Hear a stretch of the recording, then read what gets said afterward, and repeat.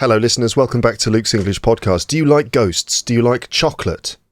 Yes. Well, everyone likes ghosts and chocolate, don't they? Well, I think so, especially the chocolate. I'm not sure about the ghosts. But we love ghost stories. Yes. It's nice to eat chocolate and listen to a ghost story at the same time. So if you like ghosts, at least hearing people talking about them, and if you like chocolate, then this episode is for you. Today I'm joined by Anna Brooke, who is a returning guest, third time on the podcast. Is it? Third time? Third time. Third time lucky. That's right. The other two were lucky too. Yeah, they went down well. Triple whammy of luckiness. Yes, absolutely. Welcome back to the podcast, Thank Anna. you. It's a pleasure. How are you doing today? Very well, thank you. Yes. Yeah, sun is shining. It's beautiful Parisian day today. Isn't it? Yeah. It's lovely. fantastic. Yeah. So let me just, before we continue and talk about books, chocolate, ghosts, the paranormal. Yeah. I can't wait to hear more about the things you talked about last time. Actually, so listeners, just a reminder, Anna is an author, a writer of children's books. That's right. I brought some with me. Do you want me to show them to the camera? She's got loads of books here. I'm going to do my little publishing, advertising. Help, Little Dicky Birds, two Little Dicky Birds, picture books. So so Anna has just held up two books. I'm talking to the audio listeners here who can't see things. So these are two books that you've written since and had published since the last time you were on this podcast, I think. Probably. Yeah. Yeah, I would think so. Can I just talk about these two? Yeah. My son loves this. I don't know if he maybe hasn't got that one. Maybe we haven't got that one. But these are the two books I'm looking at the moment. One is called Two Little Dicky Birds. The other one is called Help. And they're for little ones. Yeah, like 2 to 6. 2 to 6 years old. And then previously you talked about your two other books, which are for a slightly higher age group. Yeah. Monster Bogey, Monster Stink, which are for sort of 7 to 11s, and they're kind of raucous comedies about bogey monsters with lots of snot and sticky gooey stuff and music, lots of a few QR codes to listen to the original music from the books. Yeah, that was Monster Bogey. We talked about bogeys and stuff that comes out of your nose. Yeah, that's right. The stuff you don't learn in the course books. And also Monster Stink, which is is it the sequel? Yeah, it's the sequel. Yeah. And we talked about farts and had a great time talking about farts. And actually, I wanted to read out one comment that we got following the last episode. This is from Ellie. How do I say this? Ellie Fijlal. Mm-hmm. Yeah, sounds good. Yeah. And it said this: I'm a really experienced listener of your podcast, and the conversation you had with Anna impressed me so much that I thought if almost all the episodes were similar to this, and then the thought is not completed. Yes. So it's just, if all the episodes were similar to this, yes, that would be amazing. Yeah. And then please invite Anna again, because her energy is incredible. The dialogue you've established together is incredible. I loved it, and thank you for showing it to us. In addition, of course, I want to read her books as soon as possible. Wow. What a lovely comment. Thank you. That's nice. Really nice to know. That's made my day, actually. Thanks. So Monster Stink, Monster Bogey, Help, Two Little Dicky Birds, all written by Anna Brooke, and the new book. The new book, which is only just out in time for Easter, but it will do for the whole year. It's called Death by Chocolate. And it's about a girl called Coco Bean, whose parents have moved from England to buy a tumble-down house, a tumble-down hotel, actually, in the south of France, and Coco doesn't want to go. And she especially doesn't want to be there when she discovers that it's haunted by Monsieur Framboise, who is a ghost chocolatier who met a sticky end. She has to solve his murder in order to help him move on, and in exchange he gives her chocolate recipes. So wait a minute, he is a ghost chocolatier who met a sticky end. He did, right, yeah. We've got a couple of things to explain there. Yeah. A chocolatier. So it's a chocolate maker. A chocolatier, it comes from the French word. I suppose in England sometimes we say chocolatier now, don't we? I guess so. But it's if you want to do it properly, it's chocolatier. Yeah, chocolatier. Yeah. Okay, and he met a sticky end. Yeah, so that's a nice phrase. Yeah, so it's sort of a play on words, because of course chocolate's sticky, isn't it?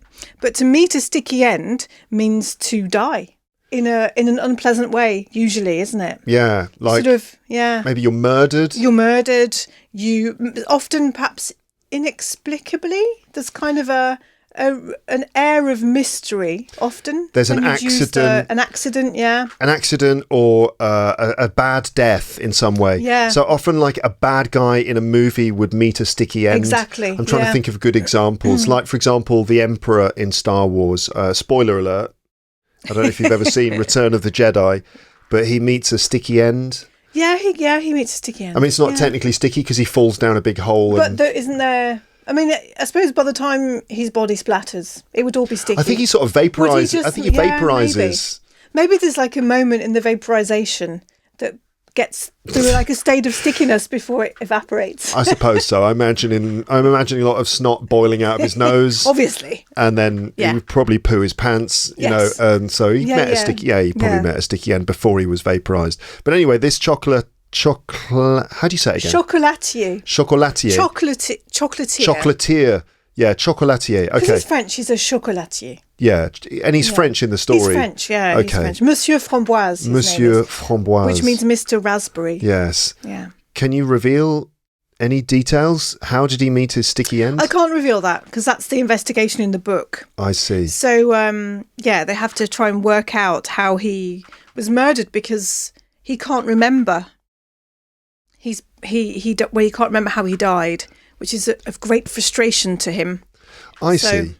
Should I put the book behind here so you can see it? It's called Death by Chocolate by Anna Brooke, available now from all good bookshops and probably bad bookshops as well. Yes. All sorts of bookshops. Okay, right. So what was your inspiration for writing a book about a ghostly chocolatier? Right, so, well, who doesn't like chocolate? I don't know, ghosts? Well, he particularly likes chocolate. So I will go straight into it. So one of the main things that inspired me for the character of Monsieur Framboise, what were ghostly happenings in our apartment. Yeah. So which I touched upon on a previous podcast, and which I think is part of what your listener was saying that she'd liked or he'd liked. Yeah, because we went into some detail actually about your paranormal experiences at home. We probably need to, do a summary of the story so far. Yeah. Can you give us the summary? So basically, about 6 years ago, we heard people doing some building work in the building. We don't know whether it was in our building or in next door's building. Because in Paris, all the apartments communicate, so you never really know where the sound's coming from exactly. And then, strangely, we started hearing children's footsteps running in the corridor upstairs, but there were no children living upstairs. And it went on for a long time, and we started making jokes about it because it was always like at 10 o'clock at night, and we're like, oh, they've let the children out. But there was no one there. And so we started asking around to our neighbours whether they could hear children running as well. And several of the neighbours were like, yeah, we can hear it in the apartment above us. And we're on the 3rd floor. They were on the 4th floor. And they thought it was weird because there was no one in the apartment on the 5th floor. And it was really like the pitter-patter of little children's footsteps. Mm. There's this particular pitter-patter to it, particular sound to it. And that you can't, it's not a dog, it's not a cat. They didn't have a dog or a cat anyway upstairs. Yeah. So we asked our neighbour downstairs whether she had heard footsteps, and she said that she thought it was our son, who at the time was a kind of 2.5, 3, so he had the right kind of pitter-patter, which is the sound of... Sound of children, walking, running. And that she thought it was him until we went away for the weekend, and she still heard it in our apartment. Mm. So that was sort of kind of almost like just an anecdote. It didn't really affect us particularly. I found it mysterious, quite interesting, because I thought, well, is it something spooky? But there were no bad vibes. Mm-hmm. And then during lockdown, so that was 2020 when the COVID pandemic came. We were in our flat all the time, and we could still hear this pitter-patter. And one night, and our son would move from the bedroom to our bed. And so one night we were woken up by the sound of him running down the corridor, and we had a desk in the corridor with a chair. The chair was whacked and moved. And my husband woke up and jumped out of bed and said, "Oh, is everything all right?" But our son was in bed, fast asleep. Wow. So he hadn't been running down the corridor. Yeah. So that was very odd. And then also our son, he would say that he'd seen a child walking past the lounge with light coming out of his head. So he'd be in the room and he'd see a child walking past the doorway. Yeah. With light coming out of his head. He said with light coming out of his head. He saw that once, and the second time he saw... And we didn't, he was 3. We didn't say, "Oh, we think the apartment's haunted, my dear." It's just something a 3-year-old says. Yeah, he just said, "I saw it, Mummy." And one time he was sitting on his potty. Yeah. And he saw a pair of feet walk past down the corridor. He's like, "Mummy, I saw a children's feet." Just feet? Just the feet, yeah. And another time he saw a dog. And he said it went through the wall. And we were like, right, okay. And when we tapped on the wall, the place where he'd seen the dog go through sounded hollow, like there was a door. There had been a door there, which in fact, retrospectively would make sense because our lounge used to be 2 rooms that were split. Yeah. And that we sort of turned it back into 2 rooms so that our son could have his bedroom. Yeah. And so that's sort of that part of the weirdness. And I am getting to Monsieur Framboise eventually. You just have to stick with me. Then gradually the atmosphere in our apartment changed. So when we moved in, we've been there since 2014. So it'll be 12 years this year. And the apartment has always had a lovely, lovely homey atmosphere. And then suddenly, about 2 years ago, so that we're 4 years into this ghostly running, something changed in the apartment. And our son was getting so scared that he wouldn't even go to the toilet by himself. So bearing in mind that, Parisian apartments are small, and the door to the toilet is, 5 footsteps from the door into the lounge. I'm looking in the wrong place. Door into the lounge. So, and he wouldn't go into the kitchen. He just was scared. And I started to feel frightened too. I felt as if I was being watched. And I felt as if I was becoming unwelcome. It was very, very odd. And so there were 2 parts to this section of the story. So when our bedroom is right by the front door. And so when you look out, when you're lying in bed, you can look out at the door into the hallway. And I would wake up at night and feel as if someone was watching me. And it was just very unsettling. Yeah. So unsettling. But further down the corridor where my son's bedroom is, it was... the atmosphere was thick. It was very odd. I almost felt threatened in a way. Very, very weird. And one day, my husband, he didn't tell me for 2 days because he had also noticed the change in the apartment. So the kitchen is opposite our son's bedroom, and he felt something move through him from the kitchen and go into Max's bedroom. Like, I said, like, how do you describe it? And he said it was just like, it was almost like I suppose a wind, but it wasn't a wind because wind doesn't go through you. He just sort of felt that he'd been crossed by something. Ooh. So all of this was very, very odd. Very odd. And then last year, probably one of the strangest things that I've ever had happen in my entire life happened. So my husband was coming back from a trip.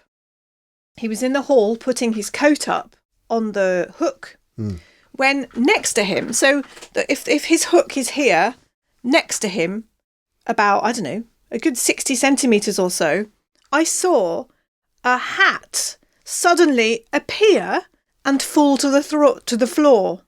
It just kind of fell out of nowhere. Out of nowhere, and it was a flat cap, like the sort of hats that elderly gentlemen would wear. A flat cap. Flat cap, and it was like patchwork.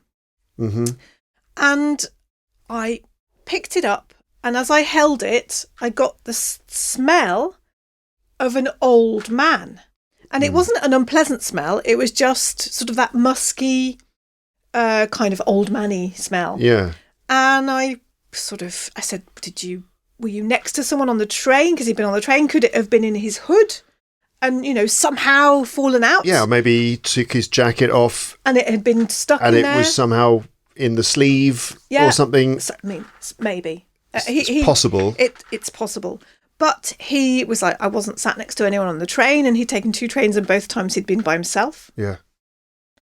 Anyway, we had lots of things to do. We put the hat on the hook, which afterwards made me think of that song, "Wherever I lay my hat, that's my home." And I thought, my gosh, I should not have done that.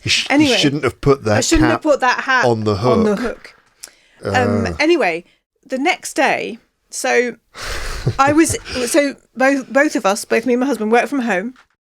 We were sat eating, and I am obsessed with crispy chili. I don't know whether you've ever tried it. Crispy chili. Crispy chili. It's a Chinese condiment.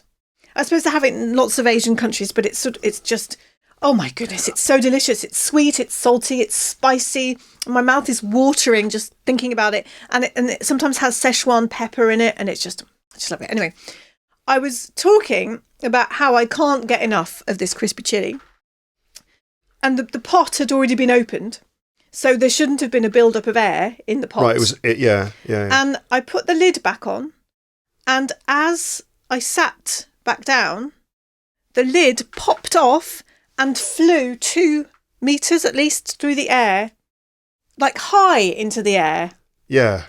And it was just like poltergeist stuff you see in films. It really felt as if it had done it on its own accord, or it had gone against the laws of nature that we know about to do it. So I was quite spooked by this. Anyway, that night, we went to bed. And so, as I said, our lounge, we had put bookcases up to split it into 2 rooms again. Mm-hmm. So when you're in our bed, you can hear everything that's happening in the lounge. Because it's just a bookcase. A bookcase that separates the 2. Not a real wall. Yeah. And you are familiar with the sounds of your own house. They become part of the woodwork, as we say in English. Mm-hmm. And so I was woken up to the familiar sound of our dining room chair moving when someone wants to sit down at the table. Right, so this is new stuff now. This is new stuff. This is separate from the running, from the feeling, the threatening feeling. This is like a third. And this is stuff that you didn't tell us about before? No. This is. Okay, so this is all new. So this is new. And I thought, goodness me, we have got... I felt it was linked to this hat. So wait, you heard the sound of a dining room chair being dragged along the floor? Well, just like sort of moved, how you move when you sort of do this to sit down. Yeah, you just slide it. You wiggle you kind of shimmy it to one side or something like that. Yeah. And I thought, we have got a poltergeist ghost who likes food. He wanted to taste my crispy chili, and now he's sitting down at the table. Because he's listening to you talking about how amazing it is. Yeah. And he wants to try it. He wants to try it. That was that was my interpretation, of course, which I can prove in no way at all. But it led me to think of the character of Monsieur Framboise, who is a foodie. He loves his chocolate. He in the book, he paces around. He makes objects move by themselves. He takes objects away. And of course he loves flavour and is frustrated he can't taste anything anymore because he doesn't have a physical body that have sort of taste buds. So he's got his motivation, which is to be able to taste food again. Yeah. And also maybe to So a lot of the time when we talk about ghosts, one of the sort of, from the paranormal side, the paranormal explanation, one of those is that ghosts are essentially people who are kind of trapped, or a spirit, like someone has died and their spirit is somehow trapped in a space because they died in the wrong way. And Maybe. and they something or unfinished business, something like that, which leaves some trace or a spirit behind, or maybe the ghost is attached to a location for some reason. Yeah. But so your character, Monsieur Framboise, in the book, he's attached to the hotel. Okay. Yeah, in the book. In real life, I think this. I shall say ghost because this is what I think it is. Everyone is open to interpretation, of course, but I figured that he was attached to his hat, this hat that appeared, because we didn't have any of the weird poltergeist stuff until this hat had appeared. So just quickly to end this story, the next day I took the hat away. I announced to the apartment. I said, "I'm sorry, if you're here, you need to go into the light. I'm taking this hat outside. You can't stay here. We're living here right now." And I left it on a post, and that is the end of that story. You left it on a post outside? Outside 2 streets away. That's the end. I never saw the hat again. Nothing of that type of activity. That kind of poltergeist energy, nothing like things that moving. had happened again. None of that happened. Because I feel like there's two things here. There's the children running and, the threatening feeling at the end of the apartment. Threatening. So maybe even 3 things. 3 things, yeah. Sound of footsteps, your son seeing someone moving. Yeah. That's one thing. Yeah. The very strange threatening feeling down at the end of the corridor and a different atmosphere, and your husband saying that he felt something pass through him. And then the third thing relating to the hat comes in, you don't know where it's come from, and then you get this weird poltergeist activity with the top flying off the thing and the chair moving. And also there was the person running and pushing the chair, that was the children. I think that I associate that with the child. Or the running. But that's odd, though, isn't it? Because there's 3 separate things. Separate things from an apartment that felt empty, felt great, felt homey, and so something had happened. So anyway, just to so that was the end of the hat thing. But by this time, it was really starting to affect me because I felt like I wasn't welcome in our own home, and I started asking friends if they'd had any strange experiences. I even actually went to the doctors because I was feeling quite down about it. I felt almost like my energy was being sapped, and I thought, goodness me, I'm 47. Could it be the perimenopause? Could it be because when you're freelancing, you work a lot? Could it be that? I mean, it could have been all of those things. But at the doctors, I said, in Paris, do you ever have other people who come to you because they think their apartment is haunted? And he said, yes. He said he has quite a few patients who have come with their own. I mean, he didn't go into detail, obviously, but with their own stories. And so I thought, okay, I need to try and do something about it. And one of my friends said that they had this medium come into their apartment to cleanse it before they moved in. A medium, right? Yeah. So a psychic. Yeah. Someone who's somehow able to communicate with the spirit world. That's right. I think medium means they can communicate with those who have passed on. They're sort of a medium. They're a conduit between the 2 dimensions, I suppose. And so I looked up this lady, and she had a little section on manifestation, which means entities in French. I thought it meant it does mean protest. Protest. It does mean that as well. Manifestation in French is like demonstration or protest. Right. Yeah. Going in the street to protest against something, but it also means something that manifests itself. Something that like phenomena, unexplained phenomena. Yeah. So I thought, I have got nothing to lose. Yeah. I called her up, explained the situation, and she explained that she would come round and that she would sort of check the apartment, see what she found, that we had to leave it for 3 hours so that she could look at everything. And she sort of assessed. Is that the right word? Assesses. There you are. Silly me. Native speakers struggle with English too. Especially when you live in a foreign country. She wanted to assess sort of the energy flow in the apartment. Just generally, I suppose she knew what she was doing. Just generally get a feel for anything that might be there. Can I just ask one question here? She didn't afterwards, this is my sort of sceptical side coming through. She didn't afterwards do some sort of cold reading, tell you things about yourself? No. Okay, because there she was for 3 hours in your apartment. In our apartment. Maybe doing research and going, you don't have have a sister called blah, blah, blah, do you? Yeah. No, she didn't do anything. No, she didn't do any of that. No, she didn't do any. She didn't tell us anything about our lives. No, okay. No, she was there just for that. Okay, so 3 hours, she was alone in the apartment, cleansing the apartment, as you say. Cleansing the apartment. Do you know what she was doing? So she uses Tibetan bowls to change the frequency of.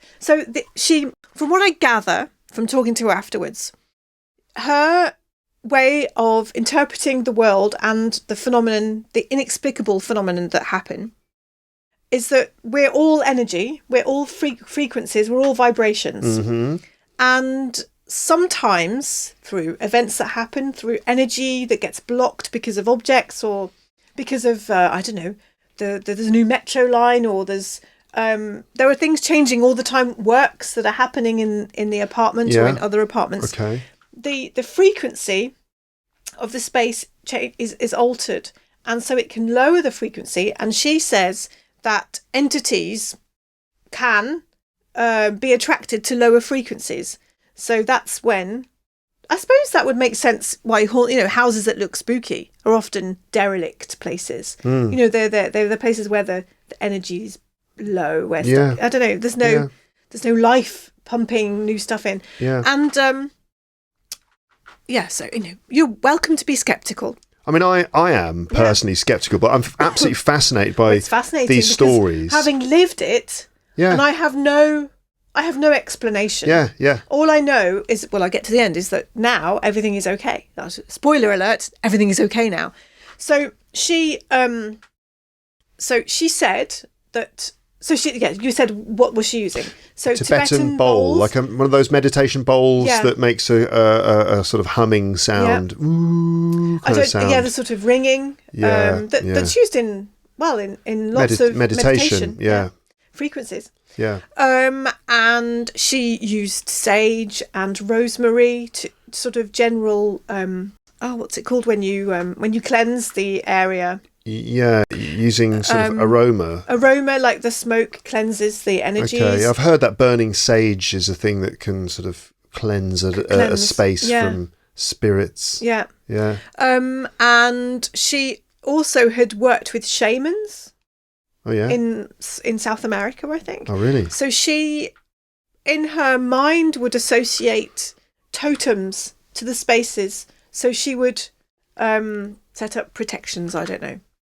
Totems, like sort of objects. Animals. Yeah. Objects that represent animals. I don't really understand that. I didn't really understand that part either. But that was sort of her package. Yeah. Okay. And I don't really need to understand it to just have a feeling that it works. But So she spent her 3 hours, and what came out was quite interesting. So she knew that we'd heard a child running. So she knew the child part. She didn't know anything else. She said that she had found the spirit of a child who was looking for his mom. And that he was in the spot where she didn't know that I woke up at night and could see the thing.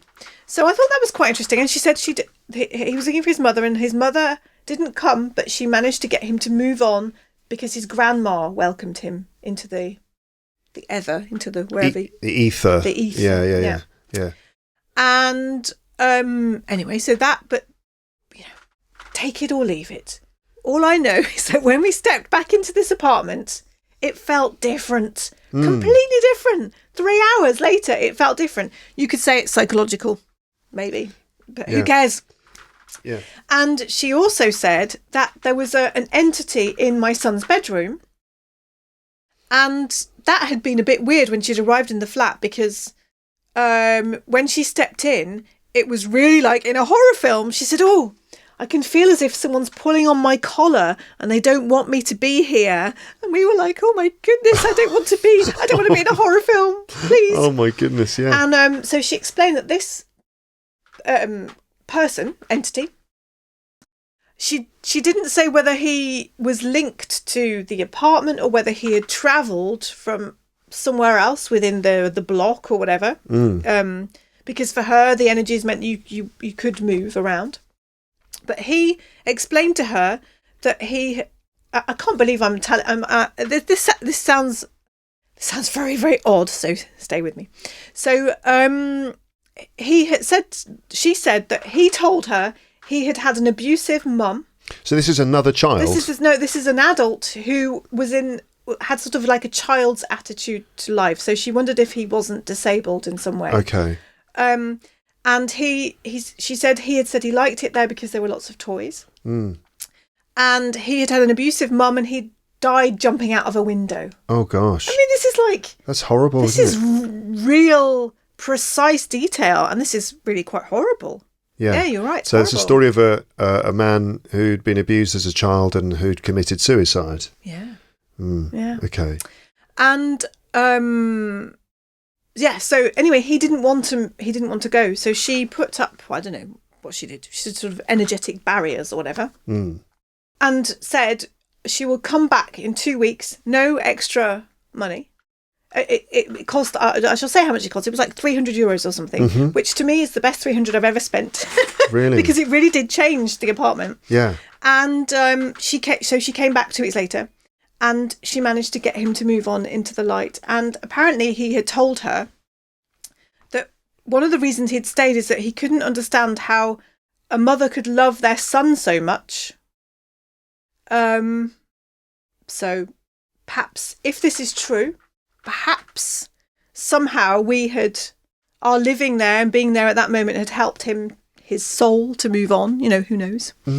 So, so after that, total peace in the apartment. Wow. Our son, who, so this is like, now was 6, 7, 8. No, how old was he? He was been 8, 7. He was 7 last year. So 8, nearly 8. Yeah. He suddenly wasn't scared anymore. He would travel around the apartment, absolutely no problems. Did he know that this woman had come? So he knew that she'd come, because but not for ghosts. We'd said she was coming to sort of remove if there was any negative energy that shouldn't be there. Yeah. And that was it. Yeah, we didn't say, "Oh, we think our flat's haunted, son." That's fascinating as well, because you might think, okay, it's just the suggestion of it being fixed, which then has a psychosomatic effect, and is psychological, purely psychological, and you just knowing someone telling you, "Yes, I've removed the spirit." It kind of just resets your mind, and so you interpret the situation in a much nicer way. But I can't understand how. Similarly, in the same way, suggesting to him, it wasn't clearly suggested to him initially that there was a spirit or a ghost. He kind of came up with that himself. He did, yeah. Yeah. Also, I forgot one key moment of fear from his bedroom. So, obviously before she came. So, we have this thing where when one parent leaves, the child will sleep in the parent who stays behind's bed. So let's say your husband's gone away for the weekend. He'll sleep with me in the bed. Your son stays with you in the bed. Yeah. And then when my husband gets back, he's allowed to sleep in the bed with my husband, and I'll sleep in his bed because he's got a double bed and it's fine. Yeah. And on one particular night, I was sleeping in his bed, so by myself in this bedroom that I didn't feel welcome in. Yeah. And I heard, I felt watched. And then I heard a bouncy ball. So, these children's balls that you drop and they go boing, boing, boing, boing, boing, boing, boing. Kind of a small... little rubber ball. Solid rubber all the way through. Yeah. The sort of thing you throw it and it bounces really high. A bouncy ball. A bouncy ball. So I heard it bounce in the wardrobe, which, there were toys in the wardrobe. The Metro moves underneath. It could have moved it. But it happened 3 times in a row. And I don't see, and there was only one bouncy ball, I don't see how it could have happened. There were even only 2 shelves, so, the door was shut, so it couldn't have fallen from a shelf to a shelf anyway. But so that spooked me. But jumping back forward, so this, I suppose you could say this was quite a life-changing experience. Just because it's opened my mind to other possibilities. I'm not saying where the truth lies. Yeah. Everyone has their own interpretation. Everyone has their own intuition. Everyone has their own susceptibility to vibrations or things like that. But for me, it totally changed our apartment and changed my mood. Yeah. I suddenly felt that I didn't have energy being taken from me. Very odd. One last detail about this medium. So our apartment, again, we rent it, and we rent it with furniture. But there's a lot of the furniture, we didn't need the furniture, so a lot of it is in the basement. And then I love antiques. So there were a few antique objects that were there, like a beautiful lamp with a sort of an old porcelain base and stuff like this, that we kept, a lovely mirror. She didn't know which objects belonged to us and which belonged to the apartment. But every object she pointed out in the apartment, she said the energy around this object isn't right for you. It doesn't correlate to what you need right now. Belonged to the apartment and not to us. Wow. Which is really interesting. Yes. And we're very messy. We hate tidying up. And so she did say that in order for energy to keep flowing, I suppose it's feng shui, isn't it? The idea that energy flows in the right direction and creates harmony in your living spaces and in where you work and everything. She said, we needed to tidy up, which I had to agree with. But yeah, I just thought so interesting. It's almost created more questions than it's given answers. Yeah. And of course, as an author, all of this, I'm feeding in on its own level because it's for children. But on these experiences, these own questions, these own all these things that have happened, there were little tiny traces of it in Death by Chocolate. I'm not surprised that it was inspiring because, where does inspiration come from? God knows where it comes from. Yeah. But you just feed on the experiences that you've had and you put it into your work in some way. So it's an inspired book. And it's fascinating, the story that you just told. I mean, like I've said before, I'm a skeptic about these things. I'm completely skeptical and I tend to take the more sort of rational scientific view. But at the same time, I'm always fascinated by stories of ghosts and I love to watch documentaries. There are loads of them on YouTube, loads of these old BBC documentaries about the ghosts of the London Underground and all these, and there's so many stories. There is a fantastic podcast that I recommend. It's a ghost and sort of weird happenings podcast from the BBC in Britain called Uncanny.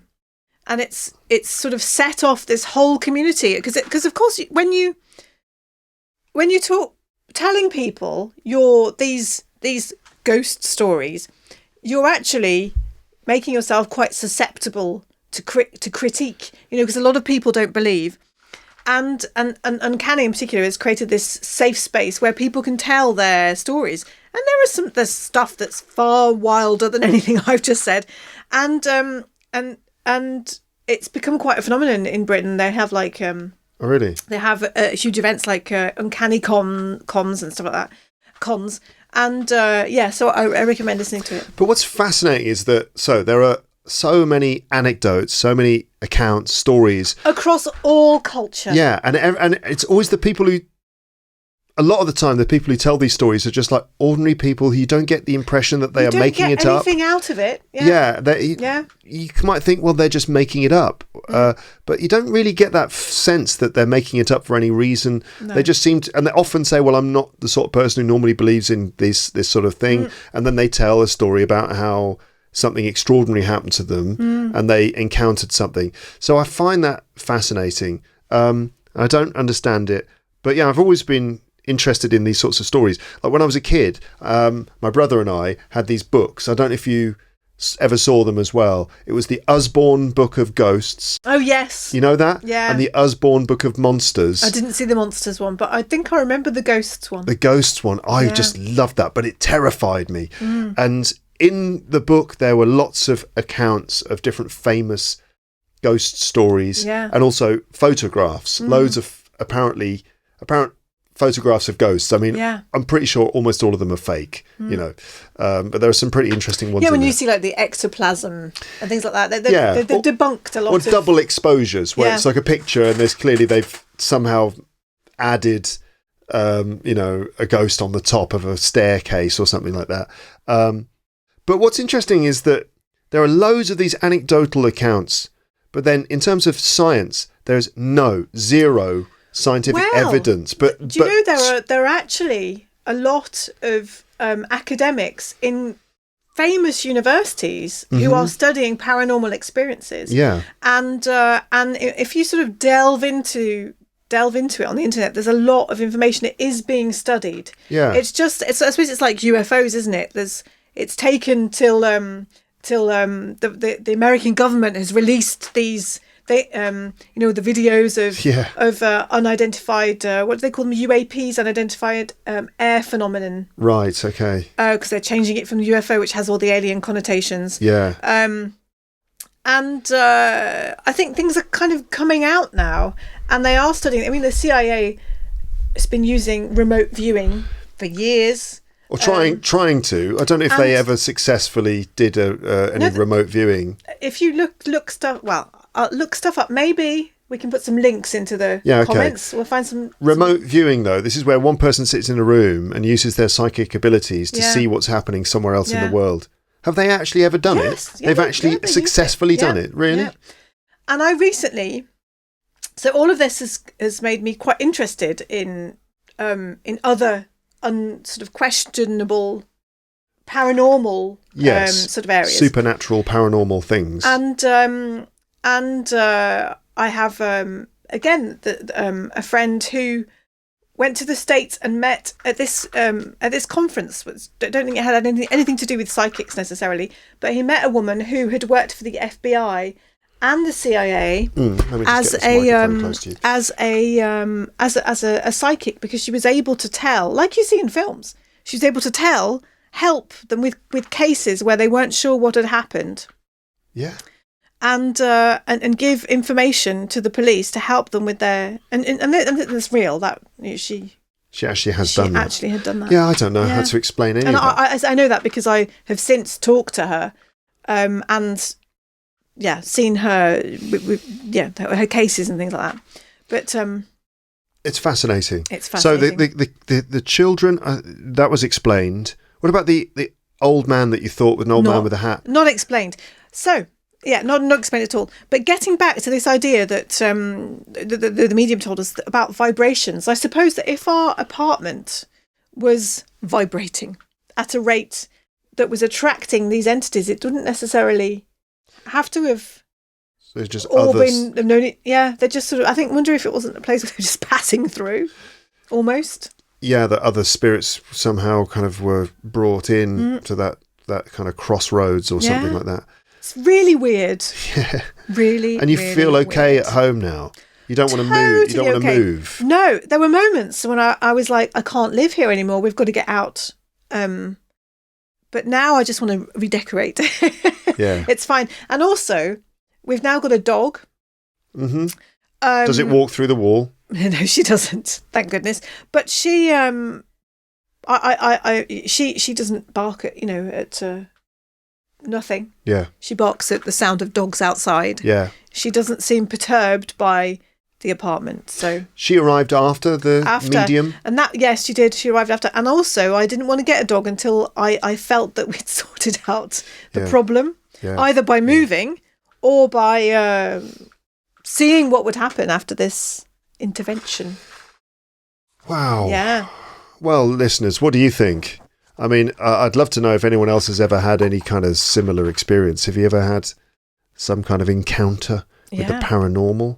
In fact, if you write in and tell your story, maybe for the best one, I could give a book away. Oh, I would send you a Death by Chocolate signed if you'd like it. Okay, right. So here's what we're going to do. If you write in the comments section, either on my website or on Spotify or on YouTube, write in an account of a paranormal experience, and I'll collect them. Yeah. I'll send them to you. Yeah. And together we can decide which one we think is the best. Yeah. The best written. Because we're trying out for English. The best written. Yeah. So all right, so now we have to talk. What are we doing? Yeah. We have to talk about assessment criteria. Okay, here. yes. So in terms of assessment criteria, so there's the task is describe a paranormal experience. Yeah. So that has to do that. But then it has to be, well, how do you decide whether something is well written? It's not just about accuracy. No, it's not. I suppose it would be about stirring your emotions. Yeah, exactly. Making you feel that you're with you when you're reading it, with the person when you're reading it. That's in my professional arena, that is known as effect on the reader. Yes. Right? So it has to have a certain effect on the reader. Yeah. It has to be effective, has to do the job, and basically it has to be sort of moving in some way. Obviously, that will involve control over language and range of language as well. But if you can clearly describe what happened, and it doesn't have to be particularly long necessarily. No, it doesn't have to be long. You don't have to feed in 1,000 details just to bump up the word count. No, there's no word count. You can email it to me as well, luketeacher@hotmail.com. Yes, I'm still using Hotmail. You can email me. So please feel free to do that. I'll find a way to add a sort of an end date to that. Yes, okay. But we'll then judge the entries, and then we'll choose the winner. Yeah. Who will receive a copy of Death by Chocolate. Yeah. Yeah. And it'll be a good opportunity to sort of recap, just to get a sense of anything that's happened to other people as well. Yeah. Because humans have been having inexplicable ghostly encounters throughout human history. Yeah. Let's face it. And there's a lot in Britain. Like Britain seems to be full of ghosts, but I'm sure it's the same everywhere. So I've got an international audience, so I'd love to hear stories from around the world as well. That would be fascinating. And also, I don't think ghosts always have to be seen in a negative light. So I remember when the first time my husband came home to England and stayed at my parents' house. Yeah. So when my grandma died, which she didn't leave much, but she had a little picture of a cat.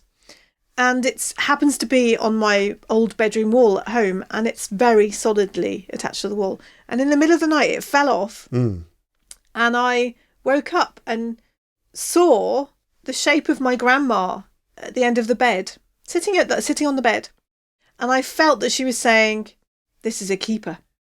And so it was. It could have been a dream. I mean, your husband to be was a keeper. You should keep him. You should keep him, yeah. And I felt that was a soothing sort of encounter, very different. So it doesn't have to be.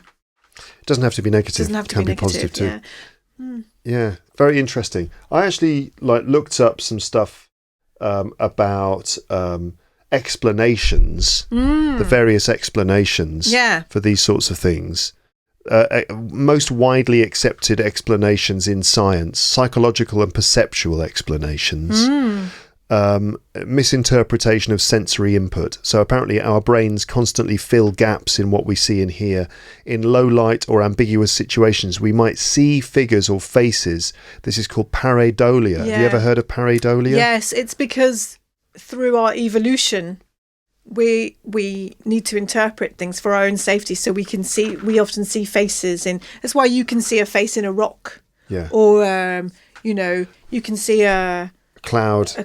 You'd see as a shape, or something holy in a banana, so it's like all sorts of or tea leaves, looking at tea leaves in the bottom of a cup, and the monster's face appears, or exactly. And also that works for sound as well, hearing like white noise, like the sort of sound that you might hear on an old telephone line. Oh yes. And you that sort of random white noise can be interpreted by your brain as the sound of a voice. You might hear voices or words in there. So that's pareidolia. Yeah. A shadow in the dark, or even when you wake up and you look over the other side of the room and you see your dressing gown on the back of the chair, and you think, and it's a person. Your brain sees a person. Yeah. I had that once when I was probably about 6, and I was on holiday. We were on holiday staying in an unfamiliar place, and I remember waking up, and it was at the time where like your corduroy, they had those old corduroy covers where they were sort of thick ridges on them. You're talking about a corduroy cover on a bed. On a bed, yeah. Yeah, like a thick kind of corduroy cover on a bed. Yes. And I remember waking up, and it was pink, sort of white person's skin colour, and I saw this shriveled old man. Oh. And I couldn't get out of bed, but it was just that. It was pareidolia. It was like, yeah. Yeah. Coming from the idea that way back in our history that the people who, let's say, looking in some trees or grass, the ones who saw the big cat, yes, are the ones who survived. Yeah. And so when you look at ambiguous things, your brain automatically sees them in order to keep you alive. It's sort of ready to see those sorts of things. Sleep-related hallucinations, sleep paralysis. We talked about it before, sleep paralysis. I told you the story of how one night I woke up in the middle of the night and I couldn't move. Yeah. And I had it a lot of times, many times. In my old apartment, I used to wake up in the middle of the night, couldn't move, and I was convinced there were people trying to get in the front door. I remember you and I was frozen with fear. Or I would be lying there, frozen with fear, convinced there was a person in the room standing over me. Sometimes people feel weight on their chests as well. Exactly. Yeah. And that is because when you're asleep, your brain floods your body with a chemical, I think, or to stop you moving. To stop you moving. Yeah. And sometimes you can wake up when you're in that state and you physically can't move, but you're kind of half awake, and that can lead to that feeling. And that historically has been interpreted as the presence of a ghost, or a demon or a spirit in your bedroom at night. Emotional and cognitive factors, just grief, fear, stress, can lead to feeling a presence, hearing voices. It's especially common after losing a loved one. I don't know if you were feeling particularly stressed these last few years. Who isn't? No more than normal. Yeah. Yeah. Memory and suggestion.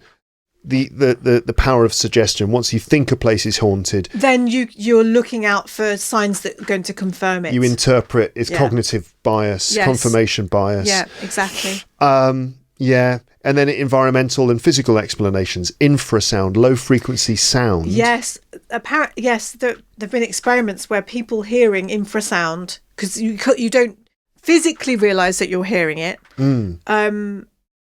get scared. It's almost like it's the scared frequency. Okay, so a very deep frequency. It's unsettling because you subconsciously register something, but it's not like you hearing it now, us talking. Yeah, but you just get scared and you don't really know why. And maybe it's just a low frequency rumble, maybe caused by like a metro line or I don't know. Yes, who knows? Something like that. But frequencies below human hearing create unease and a sense of presence. Yeah, I actually went downstairs knowing this. I went downstairs to our florists because they have a fridge where they keep all the flowers. A big fridge. And I wondered whether the fridges had been on during these moments. Yeah. And in fact, they hadn't. So that sort of put that aside. But I did check. I did think about it. I mean, these are just like the scientific explanations, obviously. I mean, I'm not suggesting that these are all the case, but still. Electromagnetic fields. Some studies suggest that strong electromagnetic fields can affect brain activity and create feelings of paranoia or presence. Building conditions. Old buildings can produce strange noises, drafts, flickering lights. Yeah. I don't think any of those were... I mean, the sound of... the pitter-patter of feet, I don't know if that... I don't know, and what's weird is it stopped afterwards. Yeah, right. So... Yeah. And the conditions, as far as we know, the only intervention was this lady. Yeah, yeah. There weren't any other changes in the building. Not that you that we know about. Yeah. And then there's obviously the idea of fraud or tricks or hoaxes, like people deliberately creating fake photographs or finding ways to... And like you were saying, cold reading by psychics. And I personally believe that most of the time those people are lying and they're doing it for money, but they're very good at it. But then there are some people who are able to do it and they actually believe it themselves. Yeah. You know, that's absolutely fascinating for me. Fascinating. Do you know what? I have got something on my telephone. I wonder if I can show it to the camera. So, talking about ghosts, should I get it out to show you? And I will see if it's on the camera. What have you got? A photo of a ghost? So, well, possibly.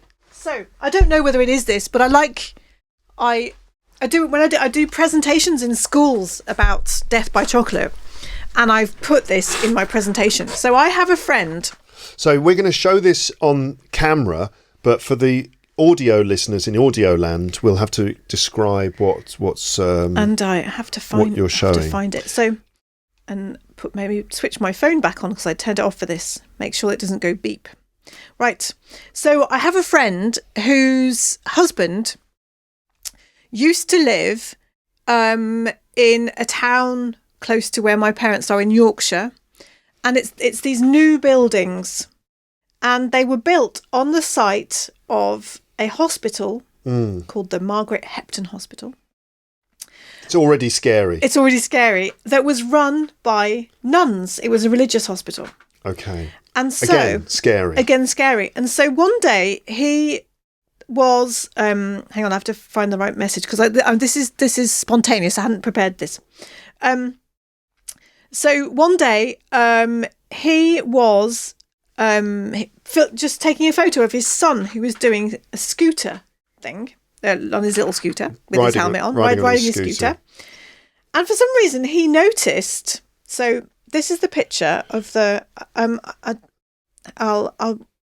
don't know that he'd want me to show his son in the picture, but I'll show you. That. You can blur it. Yeah, I can blur the. And so, and in the window behind it. He noticed the shape of a religious nun. Oh, the nurse and the nurse. Yeah. All right. I don't want me to put the whole full light on my phone. Maybe it's not light enough. Okay. Yeah. I don't know if you can see it. Okay. Let me just hold this right up to the camera so that people can see that. Okay. So, audio listeners, I'm showing a picture of a window in the distance, although it's quite clear. And there are a couple of leaves in front. Whoops! It's but gone then, off, there definitely looks like a nun standing with her head pointed downwards. And let me show you. Let me see if I can get the. So the old hospital has a blogspot thing. A blog. A blog. Yeah. A blog. It just says blogspot was the old site, wasn't it? That's right. Blogs years ago. Yeah. Hang on. Let me write the name down. But see, that may be pareidolia because it might easily be. It might just be a few reflections on the glass. Oh, you have. I can't get internet here. Okay. I've got internet. If I can, we could do it here on my computer. And if you look down, they have some old photos from the people who used to work there. Can you see the nurses' uniform? These nurses. Yeah. They're not dissimilar to. And what looks like a nurse or a nun. And I showed it to a friend of mine just the other day, actually, who used to be a nurse. Yeah. And she worked in a religious hospital at the beginning of her career. And she said that the outfit that she could make out in this picture is very similar to the special occasion outfits that they would wear for the hospital. So weird. What's so weird. Yeah. But then I love sharing this. I could talk. I mean, we were talking for hours about it. I could talk for hours about it because I just find it so fascinating. And as I said, like, throws up so many questions. But there's always this thing of like a photograph of some children playing in the garden. If you look in the distance, there's a window and appears to be a person in the window. Why don't ghosts just appear normally? Why are they like always in the background in a blurry photograph? Why aren't they just like, hi guys? You know, they're always like, kind of like in this weird ambiguous zone, you know? Maybe there are only areas of vibration and space that they can show up in. I don't know. I don't even know what that means. Nor do I, you really. I just like the sound of it. Yeah. Oh, well. I know that when, so my father-in-law passed away 4 or 5 years ago now. And I remember so my husband, he wrote a graphic novel. And I remember one day he was looking at the final layout of the graphic novel on his iPad at my mother-in-law's. And Max said, Daddy, my son, said, Daddy, Grandpapa is standing behind you. Ooh. He saw him. He saw him standing behind your husband. Standing behind him. Yeah. Oh. And but it wasn't remotely scary, and there was no reason for him to make it up. In that moment. It was just, he was, how old was he? 4 years ago? 5? Yeah. Yeah. Just saying, he knew he'd died. Grandpapa's there, and it didn't perturb him. He didn't. It didn't make him question life and death, and he was just like, he's there. Matter of fact. Yeah. When my grandmother died, she was cremated, and my mum, my uncle, and my granddad went to a specific place in Yorkshire, in the countryside, and they scattered her ashes next to this tree, and they walked back up to the road, and they turned round to have a look, and there was a rainbow over that spot. It wasn't raining where they were. There might have been some rain between them, but they turned round and there was a rainbow right over that spot. So for them it was very symbolic. Yeah. I mean, it must be a coincidence, but at the same time, it was a very comforting thing. But then if you want to really get into it, what is coincidence? It's like, is so... The random nature of, the chaotic nature of the universe. But that will mean something to someone in one place and not to someone else, sort of. Yeah. We always look for meaning in everything we do, don't we? That's the thing. Like coincidences happen. They're bound to happen. Two things are bound to sort of happen at the same time. It's just in the way that we interpret it. So like two things happening at the same time becomes significant. It has to be significant for us. Whereas coincidences are going to happen. They're going to happen all the time. So just going back to something. So in the next book, the Death by Chocolate is the first in a series, and the series is Coco Investigate.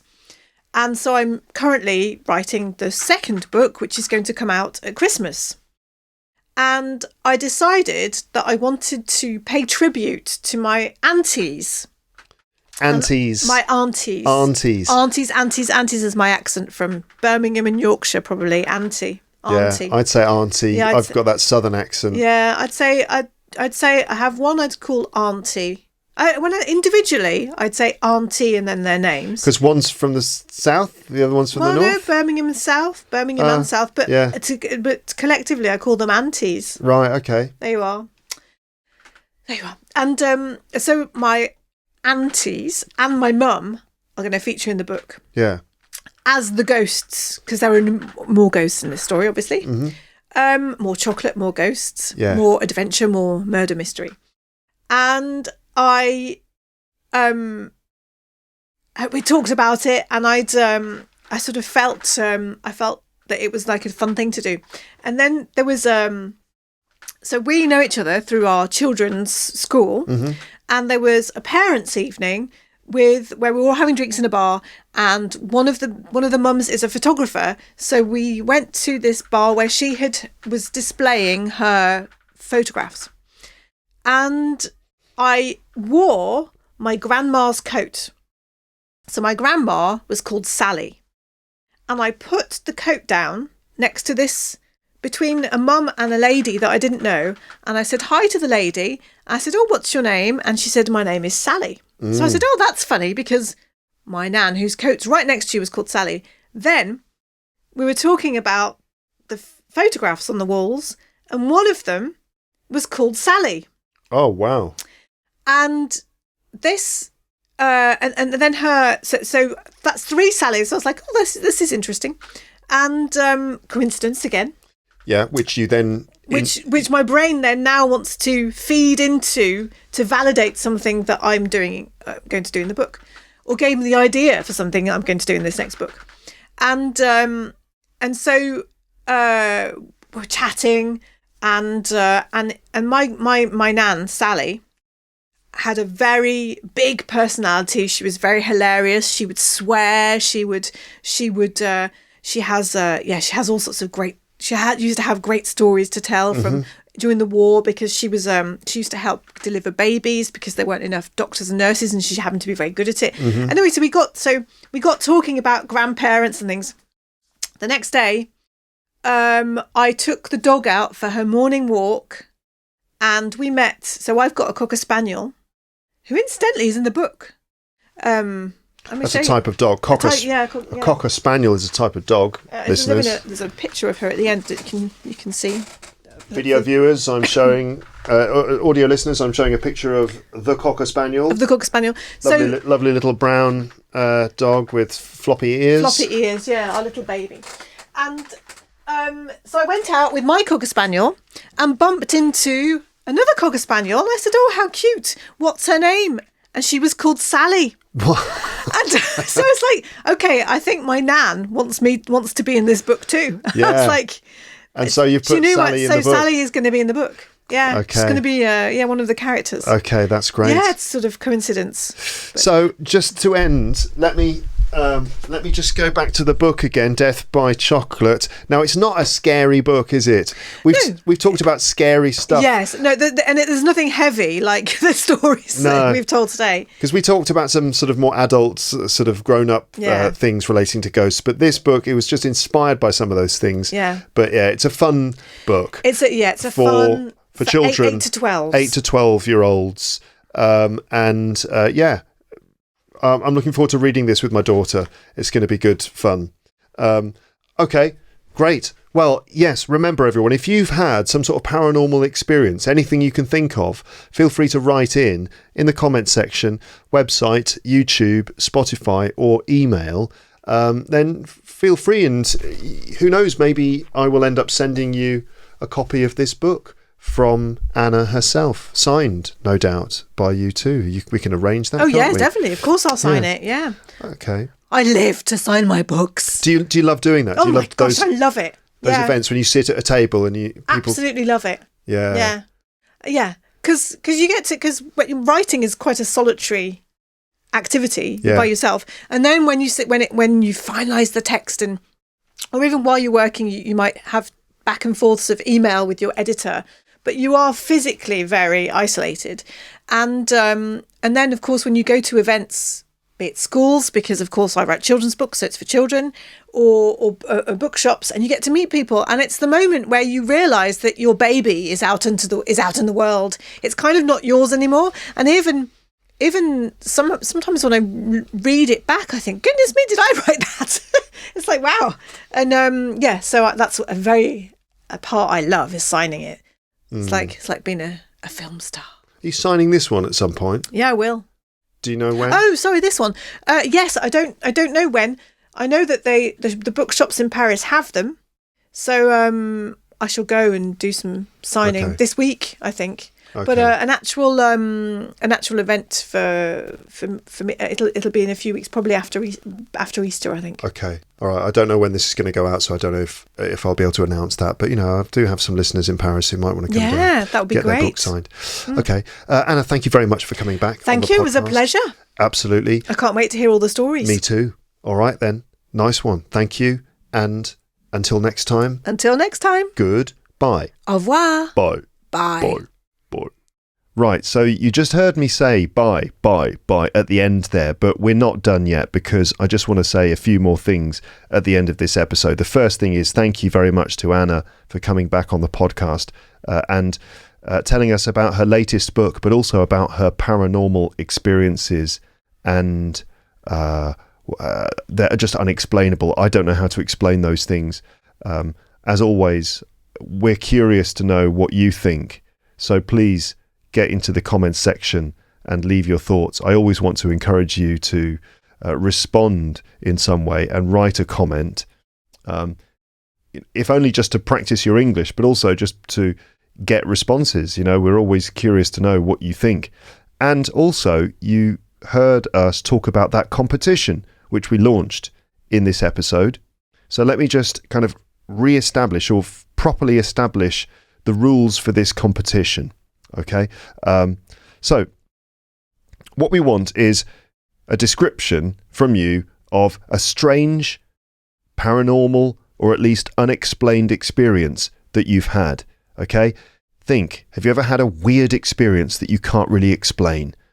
Write your description in the comments section or send me an email.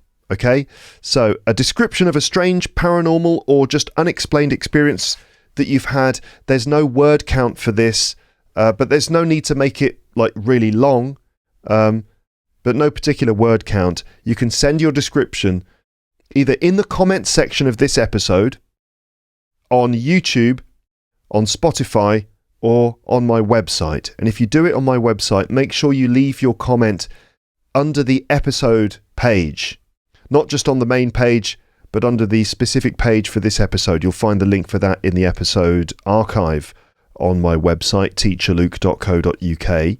So you can write your description in the comments section, or you can just send it to me by email directly, luketeacher@hotmail.com.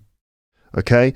In terms of judging criteria, how are we going to judge these? So by the way, when I've received your descriptions, I'll read them, I'll share them with Anna, she'll read them too, and together we will decide which one we like the best. I don't know how many descriptions I'm going to get from this, because I wonder how many of my listeners have paranormal experiences that they can share, but it's not that common, is it? They're quite extraordinary things.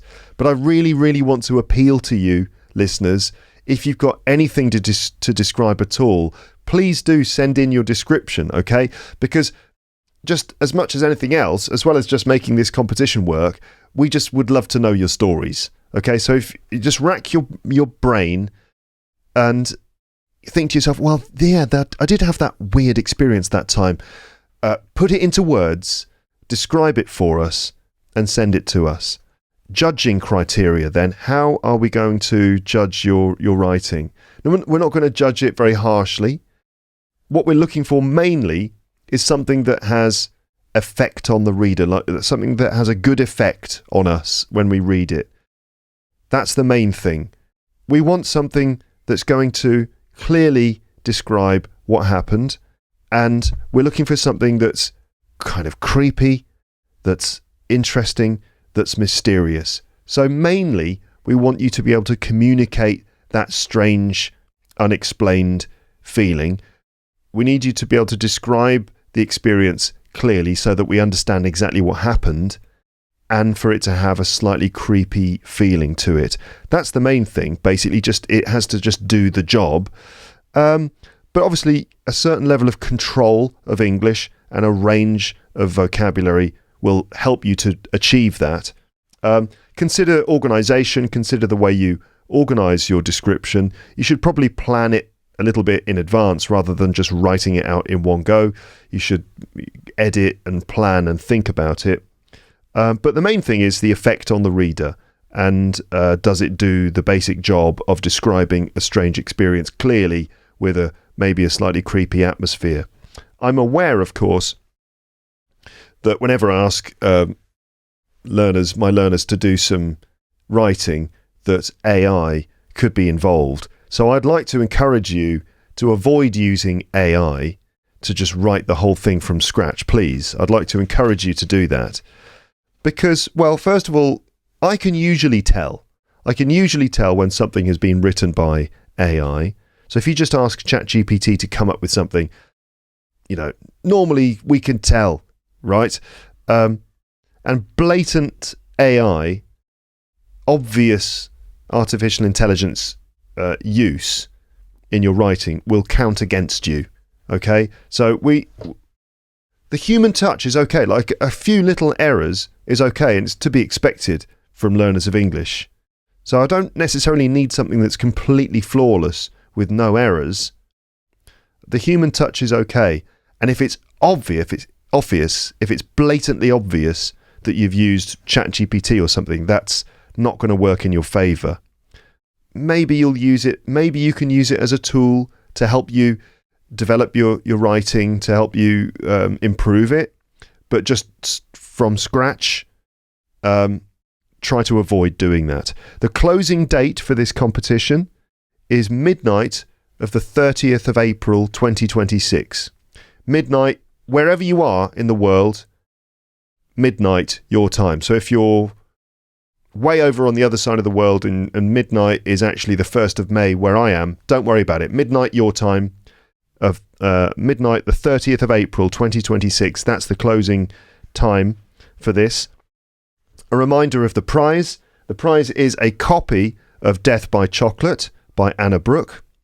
Okay, I will send it to you. A copy of Death by Chocolate will be sent to you as your prize. And also, I will read out your story on the podcast at some point, and maybe I'll read out some others if we get enough. If we get, some good ones, I might read out more than one. But the best one, the one that Anna and I choose as the best, will receive the book as a prize. So this is just a bit of fun, okay? It should just be a bit of fun, really, and a way to encourage you to do a bit of writing, but also to perhaps gather some potentially interesting stories. Again, I've no idea how many stories I'm going to get, because I wonder how many paranormal or just even unexplained experiences there are out there among my listeners. But let's see what we get. It doesn't have to be paranormal. It doesn't have to be about ghosts. Just anything that you can't really explain is interesting. Okay? Right, so there you go. That would be good. Death by Chocolate by Anna Brooke is available from Chicken House Publishing, available from all good bookshops. A description from the Chicken House website of the book. Packed full of humour and chocolate, this mystery is the perfect gift for middle grade readers this Easter. Coco's parents have poured everything into the struggling French hotel, but the hotel is haunted by a bitter old ghost, Monsieur Framboise, a chocolatier who met a sticky end.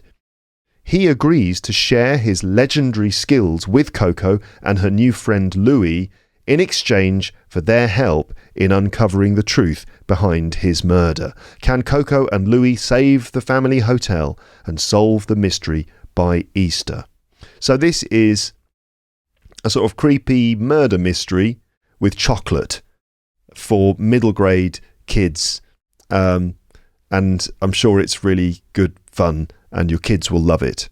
So there you go. Death by Chocolate, Anna Brooke, available now. That's it. That's the end of the episode. Thanks very much for listening. Thanks very much for watching if you've been watching the video version. Have a lovely morning, afternoon, evening or night. And if something weird, creepy or unexplained happens to you, or indeed happened to you while you're listening to this, let us know in the comments section. All right, have a lovely time out there. I hope this didn't creep you out too much. It's fascinating stuff. Speak to you next time on the podcast. But for now, it's just time to say goodbye. Bye. Bye. Bye.